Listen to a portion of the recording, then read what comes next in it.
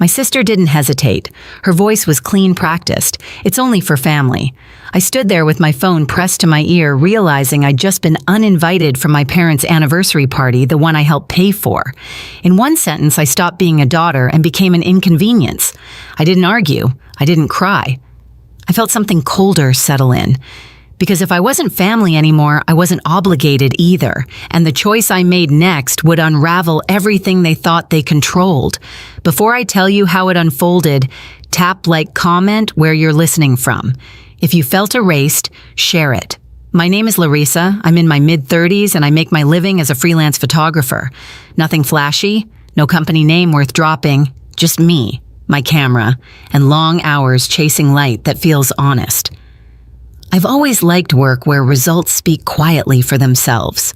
Maybe that's why my family learned early on that I wouldn't make noise even when I was carrying more than my share. From the outside, my family looked steady, respectable, the kind neighbors described as close. Holiday cards on the fridge, framed photos lining the hallway, smiles that knew how to hold for just long enough. Inside, though, roles were fixed early. My sister was the one everyone talked about. Talented, charismatic, the center of every story. My brother was the planner, the voice of reason, always explaining why things were the way they were. And then there was me, reliable, quiet, the one who made problems disappear without asking to be seen doing it. Money was how I helped, not because anyone demanded it outright, but because the need was always implied. A message about repairs that couldn't wait, bills that stacked up faster than expected, a rough patch that would only be temporary.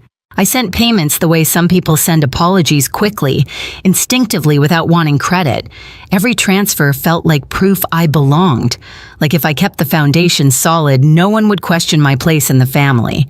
Gratitude came in small doses. A brief thank you, a soft, "you're a lifesaver." Then the subject would change. No one asked how it felt to always be the one filling the gap. No one wondered what it cost me to stay that dependable. I told myself that's just how families work. Someone has to be the steady one. When my parents' anniversary started coming up, I heard about it sideways. Not from them, not from an invitation, just hints. A comment about dates, a remark about how everyone would be together. I assumed my name was already included the way it always had been. Why wouldn't it be? I'd help cover the costs. I'd supported them for years. I was their daughter. That assumption lasted right up until it didn't. Right up until I realized I wasn't part of the picture they were celebrating. And that realization didn't hit all at once. It crept in quietly, the way truth does when it's been waiting for you to catch up. By the time I understood what was really happening, it was already too late to pretend this was just a misunderstanding. The weeks leading up to the anniversary moved strangely. Nothing dramatic happened at first. No arguments, no blow-ups, just small requests spaced close enough together that I felt them before I questioned them. My sister texted one afternoon, casual as ever. She needed help covering travel costs for a relative. "It's not much," she said. The number wasn't outrageous, but it wasn't small either. I stared at the message longer than usual. Something in me hesitated. Not because I couldn't afford it, but because I was tired of pretending these asks were temporary. So I said no. Just one word, no explanation, no apology attached. The reply came fast. Not angry, disappointed. The kind that's meant to bruise quietly. She told me she didn't expect this from me, that everyone was counting on things going smoothly, that I was putting unnecessary stress on our parents during an important time. The guilt slid in on reflex. I almost gave in. Almost. But I didn't. That's when the temperature changed. Calls slowed. Messages became shorter. When I reached out, conversations ended quickly, wrapped in politeness so thin it felt sharp. I told myself I was imagining it. Families go through phases. People get busy. But the silence had weight. It pressed in steady and deliberate. A few days later, I finally asked the question I'd been circling. I called my sister and mentioned the anniversary directly. I said I wanted to confirm details. Dates, location, simple things. There was a pause. Not a dropped call, not bad service. A pause long enough to say she was choosing her words, then she said it again. "It's only for family." She didn't raise her voice. She didn't explain. She said it like it was obvious, like she was reminding me of something I should have known all along. I remember looking at my hand while she spoke, noticing how tightly I was gripping the phone. My knuckles had gone pale. I asked her what she meant. Another pause. Then something sharper. She said it wasn't personal. That space was limited. That decisions had already been made. She said my parents wanted a simple celebration. She said a lot of things without saying the one thing that mattered. I wasn't invited, not forgotten, not overlooked, excluded. After the call ended, I sat in my car with the engine off, listening to the faint hum of traffic nearby. I replayed the last few years in my head. Every payment, every late-night conversation where I reassured them things would be okay. Every time I stepped in so no one else had to feel uncomfortable. I thought about the guest list I'd heard mentioned, the people who made the cut. Friends, relatives, neighbors, people who hadn't helped keep the lights on. That's when it landed fully. I hadn't been funding a family. I'd been financing a version of it that didn't need me present. I wasn't a daughter in that picture.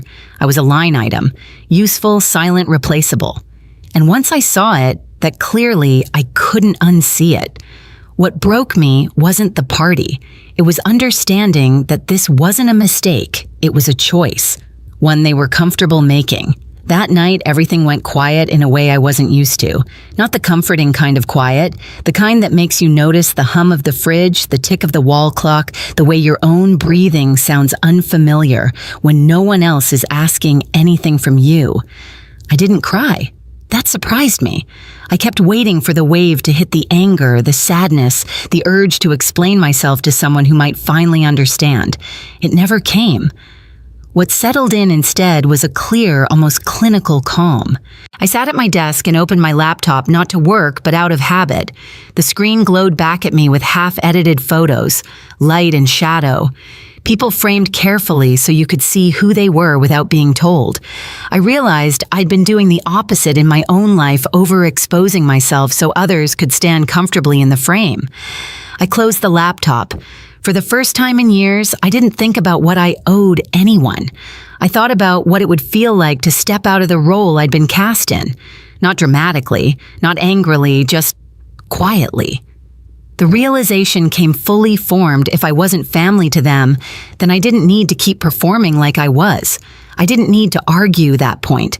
I didn't need permission to stop. I packed slowly. Not like someone running away, like someone being deliberate.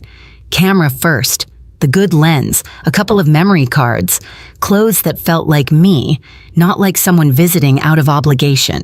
I lined everything up on the bed and noticed my hands weren't shaking. I called my best friend. She picked up on the second ring. I told her I was leaving town. I didn't explain why. I didn't have to. She asked where. I said, Paris, surprising myself with how easy it was to say out loud. She didn't laugh. She didn't question it. She said she'd help me book it and told me to send my dates. That was it. No speeches, no advice, just support. Later, as I zipped the suitcase closed, I felt something shift. I wasn't choosing distance to punish anyone. I was choosing space so I could hear myself think again. The difference mattered.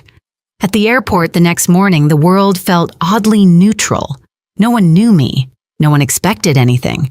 I boarded the plane surrounded by strangers and felt lighter than I had in years. As the city shrank below the window, I didn't feel like I was leaving something behind. I felt like I was finally stepping towards something I'd postponed for too long. This wasn't revenge. Not yet. It wasn't even defiance. It was the first boundary I'd ever set without explaining myself. And once that line was drawn, I knew things wouldn't go back to the way they were. Because the version of me that kept everyone comfortable at my own expense didn't fit anymore. The anniversary weekend arrived quietly for me. Paris woke up without knowing anything about my family. Lights slid between buildings. Scooters rattled past cafes setting out chairs. I stood at the window of my small hotel room, coffee warming my hands, and felt something unfamiliar settle in permission. No one here needed anything from me.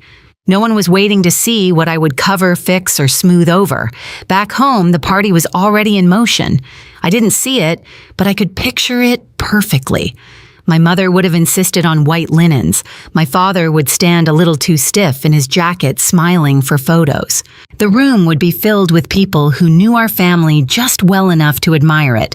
A band in the corner, glasses clinking, laughter rising and falling on cue, and one chair missing.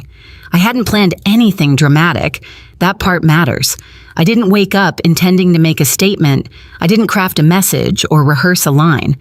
I went out that afternoon and did what I always do when I'm somewhere new. I walked until something caught my eye. The river looked like brushed metal under the late sun. Couples leaned against the railing. A street musician tuned his instrument testing notes softly. I lifted my camera and followed the light frame by frame. I wasn't trying to capture perfection. I was looking for honesty. Later, back in my room, I edited a few shots. Nothing heavy. No captions explaining my choices, no references to home, just images of where I was and how it felt to breathe there. When I posted them, I wrote a simple line about chasing quiet moments and letting joy take its time. That was it. I put my phone down and went to dinner alone. The restaurant was small, tables close together. The smell of bread and butter hung in the air. I ate slowly, listening to conversations I didn't understand, watching people live their own stories without intersecting with mine. For once, solitude didn't feel like absence. It felt like space. Back at the party, my absence started to echo. At first, it was subtle. A cousin leaning over to ask my mother where I was, a neighbor glancing around the room confused, someone assuming I'd arrive late. My mother smiled through it, offering vague answers. She's busy. Work stuff. The kind of explanations that sound reasonable until they don't. Then someone pulled out their phone. My post reached the room without context. Paris at dusk, coffee by a window, light falling exactly where it should. The question didn't come out loud right away. It passed from person to person, soft but persistent. Why isn't she here? My sister noticed the shift before anyone said anything directly. She kept adjusting things, straightening place cards, checking on the band, smiling too brightly. Control was her comfort, and control was slipping. By the time dinner was served, the room had changed temperature. Conversation stalled. Laughter didn't land the way it was supposed to. Someone asked my mother outright why her daughter wasn't celebrating with them. My mother's answer wavered. She smoothed it over, but the cracks were visible. I didn't know any of this yet. I was walking back to the hotel, the city warm around me, when my phone started vibrating. I let it ring. The second call came seconds later, then a third. I stopped on the sidewalk and watched the screen light up. Home. I didn't feel panic. I felt curiosity. I waited until the calls stopped before I went inside. The first message was from my mother, short, urgent. She asked me to call her as soon as I could. No explanation, just a plea wrapped in politeness. I waited. When I finally answered, her voice cracked before she finished saying my name. She told me people were confused. She said guests were asking questions. She said things were getting out of hand. I listened without interrupting, leaning against the window, watching headlights move along the street below. Then she said it. She said my post had caused a scene, that people were talking, that some had left early. She asked why I would do this to them. I asked her what exactly I had done. There was a pause. She said I knew what she meant, that I should take it down, that I should help them smooth this over. I didn't raise my voice. I didn't accuse her. I just said I hadn't mentioned the party. I hadn't mentioned them. People were reacting to what they saw, not to anything I said. She didn't have an answer for that. The call ended with her asking me to think about the family. Minutes later, my sister called. Her tone was different, sharper. She said I'd humiliated them, that I'd made our parents look bad. She accused me of being selfish, of choosing attention over loyalty.